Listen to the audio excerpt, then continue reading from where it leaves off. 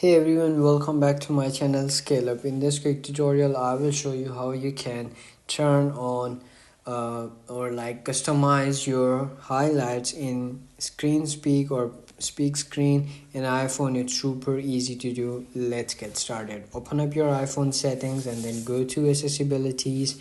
There you will find speak and read option over here, or read and speak option. Click on that and go to speak screen. In this you will see second option over here like highlighting.